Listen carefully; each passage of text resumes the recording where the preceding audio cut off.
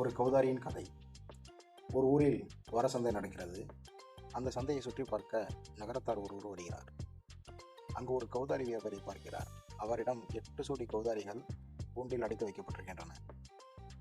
நகரத்தார் கேட்டார், ஐயா, இந்த கௌதாரி ஜோடி எவ்வளவு? வியாபாரி சொன்னார், ஜோடி 50 ரூபாய் சாமி. அதற்கு நகரத்தார், அப்படின்னா எனக்கு அந்த தனி கூண்டில் இருக்கும் ஒற்றை கௌதாரி வேண்டும் என்றார். வியாபாரி சிரித்துக்கொண்டே, இல்லை சாமி, அது விற்பனைக்கு கிடையாது, அது என்னுடைய பழக்கப்பட்ட கௌதாரி. நகரத்தார் ஆச்சரியப்பட்டார். பழக்கப்பட்ட கௌதாரியா? அது என்ன? வியாபாரி விளக்கினார். நான் இதற்கு இற வைப்பேன், அது தன் இன கூட்டத்தை அழைக்கும். மற்ற கௌதாரிகள் உணவுக்காக வரும்போது நான் அதுங்களை பிடிச்சிட்டு வந்து இங்கே விற்பனை செய்கிறேன் என்றார். நகரத்தார் சிரித்தார்.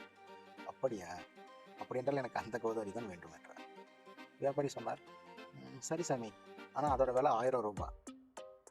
நகரத்தார் உடனே, சரி, அதை கொடு என்றார்.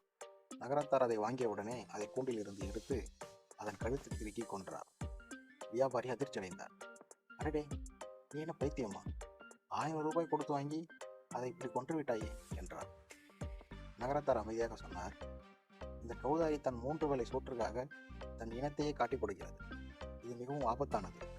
அதனால்தான் நான் இதை கொன்றேன் என்றார். தன் ஆசைக்காக தன் இனத்தையே துரோகம் செய்வது என்பது எவ்வளவு பெரிய பாவம் என்பதை இந்த கதை நமக்கு உணர்த்துகிறது அல்லவா? நன்றி.